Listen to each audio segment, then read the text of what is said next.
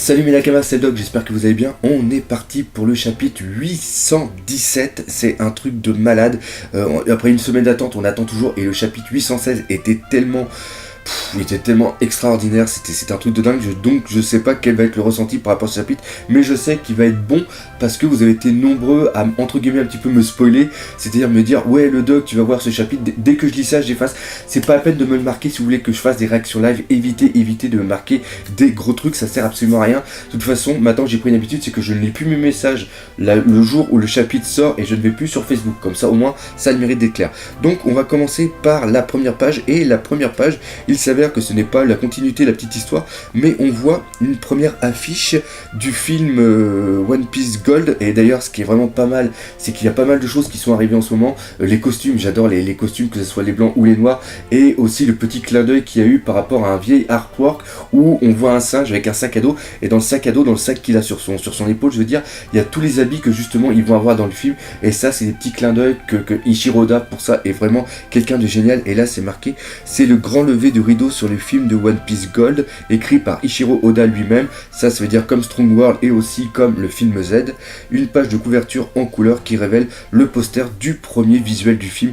Et là, ça commence à être très très bon. On voit des jeux de cartes, donc on est toujours dans la thématique des jeux de cartes. Ça, c'est vraiment bon. Il y a la thématique, bien sûr, du casino avec la roulette, les différents Mugiwara qui sont à l'intérieur, et aussi le futur, entre guillemets, méchant avec l'étoile. L'étoile, ça reprend aussi un petit peu par rapport à ce qu'il avait Franky. Donc, on va voir un petit peu s'il va y avoir des corrélations, quoi que ce soit. De toute façon, dès qu'il y a la première bande-annonce du film, on se fera une petite réaction live de la bande-annonce, et après une petite description.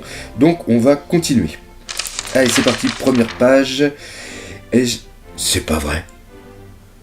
Putain de sa mère. C'est le bateau, Putain, il y a plusieurs bateaux en plus. C'est le bateau de Jack. Je le savais qu'il était vivant, je le savais, c'était sûr et certain. Ai-je l'air mort d'après vous? Non, c'est certainement pas. Vous êtes plus vivant que jamais, Jacques Sama. Ah, c'est l'enculé. Ah, c'est génial, je le savais. Maintenant, ah putain, est-ce qu'on peut voir s'il a deux flamingos ou pas? Oh putain, le bateau, il est dans un état. On voit tous les trucs derrière, toutes les vitres qui sont cassées, on voit même le bateau il n'a pas été coulé, et on voit que les flammes ont morflé ou quoi que ce soit. Je sais pas si on va voir aussi les amiraux, voir un petit peu ce qui s'est passé avec eux. Oh, c'est génial, et là je suis content parce que je pense que Luffy va vraiment en vouloir de ce qu'il a fait au Minx, il va vouloir lui latter sa gueule. Et ce qui est vraiment classe, c'est qu'on voit qu'il est super grand, puis qu'il a le journal, puis il le tient tout petit comme ça, il tient tout petit, puis là il le déchire. Ah, c'est génial. Allez,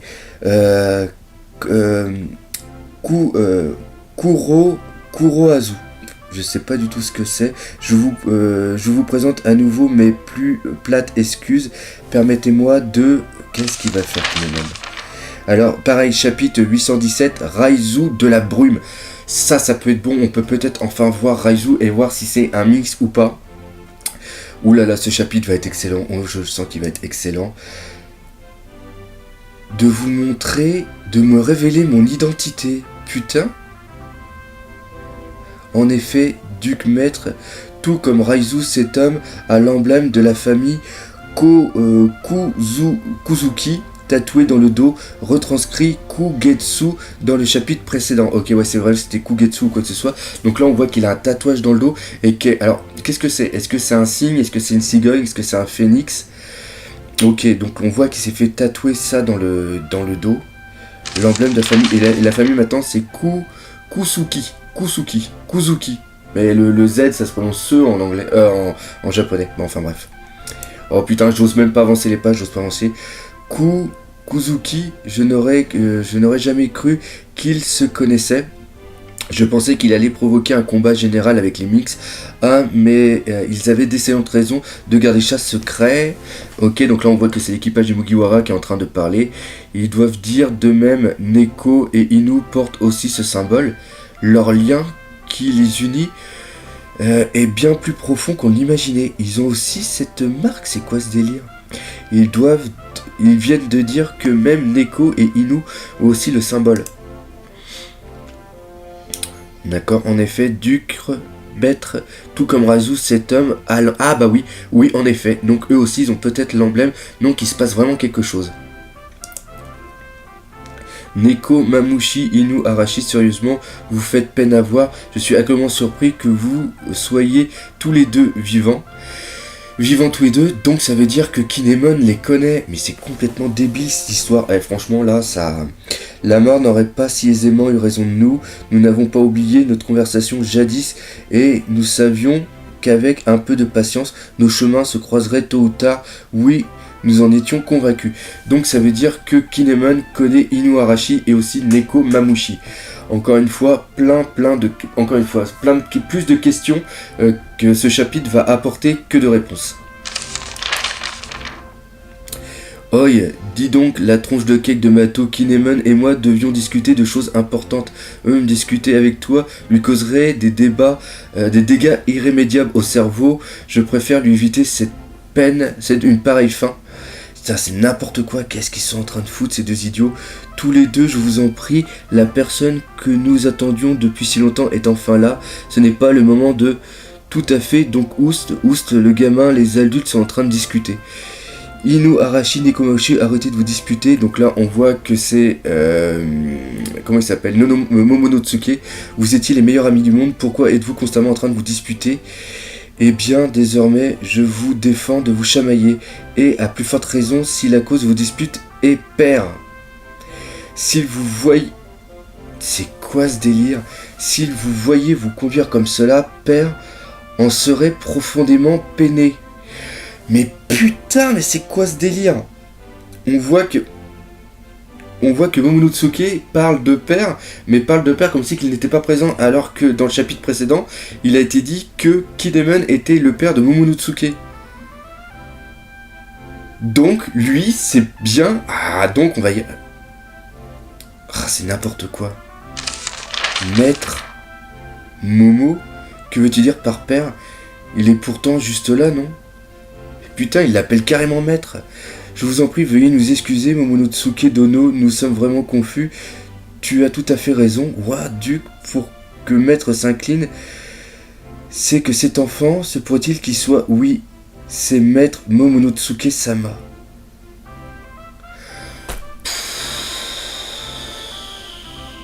Vous êtes avec moi là ou pas ?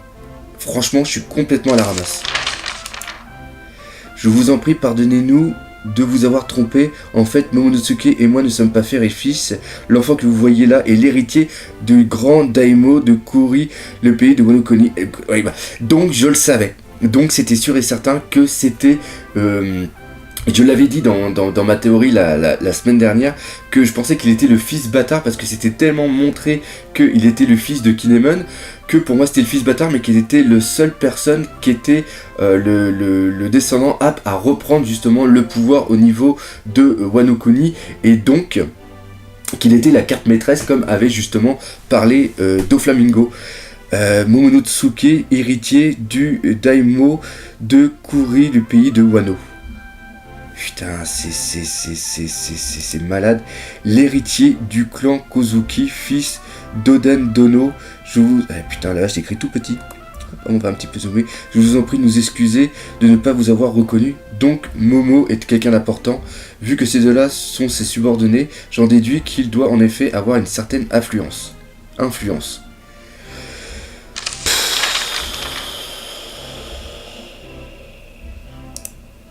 Alors... En fait, il est pour nous tout... Attends, on va y arriver parce que sinon je vais jamais y arriver. En fait, il est pour nous tout, y compris pour Nekomamushi et Inu Arashi, notre maître. Mais nous ne pouvions prendre le risque que son identité soit révélée durant le voyage, au risque de le mettre en danger. C'est pourquoi nous avons joué les pères et les fils. Non pas que nous ne faisions pas confiance, mais nous n'avions jamais trouvé le moment idéal pour tout vous dire. C'est n'importe quoi. Donc vous n'êtes pas père et fils, pourtant ils se ressemblent, vous ne trouvez pas ? Désolé de vous avoir menti, en réalité, je suis le fils d'un daimyo. Je ne connais pas ton père, mais toi, il n'y a pas photo, tu es un sacré pervers. Putain, excellent, c'est qui qui a dit ça ? Et j'ai dit que j'étais le fils d'un daimyo. Enfin, peu importe. Que veux-tu dire par peu importe? J'apprécie moyennement ton temps suffisant, Luffy. Excellent. Luffy, on a absolument rien à battre que Momonosuke soit le fils d'un daimyo. C'est dingue, ça ne change rien à notre façon de nous conduire envers toi, idiot Momonosuke-sama. Ok, ça c'est les autres qui sont complètement... Luffy, toujours pareil, toujours égal à lui-même. Mais c'est n'importe quoi ce chapitre, je viens de voir justement, oh là là, c'est n'importe quoi. T'as peur du vide et t'es un trouillard, amène-toi, un guerrier ne connaît pas la peur, cesse cette diffamation. Il recommence, il a bel et bien sauvé nos vies, mais un pirate ne connaît pas le respect de l'autorité, laisse-le. Ok d'accord, là on reprend vraiment ce qu'il y avait eu juste au début de Dressrosa, quand justement Momonosuke et Luffy s'étaient cassés. Au nom du ciel, Oinami, Luffy est une horrible personne. Putain, puis là il a la tête dans les nibards. Putain, éloignez-vous d'elle, Seigneur Momonosuke, petit obsédé. Putain, c'est n'importe quoi.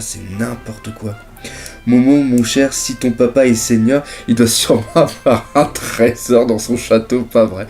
Ok, puis l'autre, alors, oh là là, mais c'est n'importe quoi. Ça ne fait que quelques mois, j'imagine que l'exubérance de ces types va égayer un peu cet endroit. Le chapitre, pour l'instant,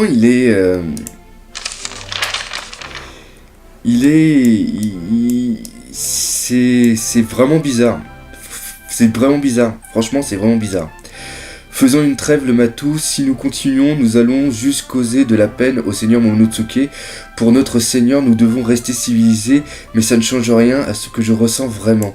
Ainsi soit-il. Ok, d'accord, donc là, ils font la paix, c'est un miracle. Le roi du jour et de la nuit sont enfin réconciliés. Incroyable. Alors c'est ça le pouvoir du clan Kusuki. Mais c'est n'importe quoi. Vive les deux rois se sont réconciliés. Ouais, je crois que je vais pleurer. Mais encore une fois, je reprends sur le fait que il leur parle comme si c'était directement leur maître. Donc il s'est passé quelque chose entre les Minks et aussi entre la famille, entre le clan Kusuki. Donc ça c'est vraiment dingue. Je suis totalement à l'ouest dans ce chapitre. J'arrive pas à ressentir quelque chose. Je suis super dubitatif. C'est peut-être aussi parce que de s'être fait tellement mener en bateau par Ichiro Oda et de nous avoir tellement pris pour un con c'est chiant. Quartier résidentiel des gardiens, il est temps de grimper sur la baleine, en apprenant la bonne façon d'escalader les vignes. Alors c'est là qu'est Raizu. Ah ok d'accord, donc Raizu était planqué carrément tout en haut, au niveau de la tête de la baleine. On peut monter jusqu'en haut. J'ai vraiment hâte, un vrai ninja, on va enfin voir un vrai ninja, donc ça c'est chez Chopper, ninja, ça, excellent. Il y a Luffy justement qui fait ça. Je me sens toujours aussi mal qu'il est mode. Ok, et là, qui c'est qui imagine? Excellent, j'avais pas vu. Il y a aussi justement Usopp qui est en train de faire ça, puis qu'il imagine un ninja avec toute la fumée, avec les étoiles et tout. Ning, ok d'accord. Vous auriez pu nous montrer, vous auriez pu nous attendre en bas, monseigneur. Ok, donc ça c'est toujours traditionnel. Donc là on va enfin voir la gueule. Excusez-moi, je suis désolé, j'ai vraiment du rhume. Plus on monte sur cette balette, plus j'entends cette voix forte. Elle est vraiment comme son Altesse. Il y a trop de choses, il y a beaucoup trop de choses. Plus on monte, il y a aussi l'eau qui est en train de monter d'ailleurs. Plus on monte sur cette baleine, plus j'entends cette voix forte. Donc ça c'est Momonosuke qui parle. Il est vraiment comme son Altesse. Donc là on parle d'un certain pouvoir. Il y a autre chose qui a dit la même chose. En effet je me souviens de lui. Putain, ils sont en train de parler de Roger. Ils sont en train de parler de Roger parce que il entendait des voix et il pouvait parler avec n'importe quoi. Donc s'il pouvait parler, il avait parlé aussi avec les seigneurs des mers. Et donc, putain c'est cool, à moins qu'il parle de Shanks. Ah c'est ça, putain, ok. Il a parlé, Roger était là avec justement l'équipage et c'est comme ça qu'ils ont vu Shanks. Ok d'accord, ça c'est pas mal. J'aime bien les petits trucs comme ça j'aime beaucoup. Il y a une entrée ici, il y a une porte secrète impossible à trouver, d'accord, ok. Les escaliers sont nombreux, alors attendez, soyez prudents. Je peux entendre quelqu'un crier en bas, on y est, te voilà enfin, Neko Mamushi, ninja, Oi, c'est un ninja. Ninja. Bon, ça, pareil, c'est Luffy. On voit qu'il y a un truc avec des chaînes aussi.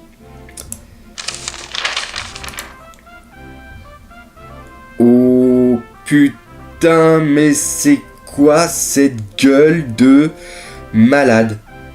Il y a une poneglyphe derrière.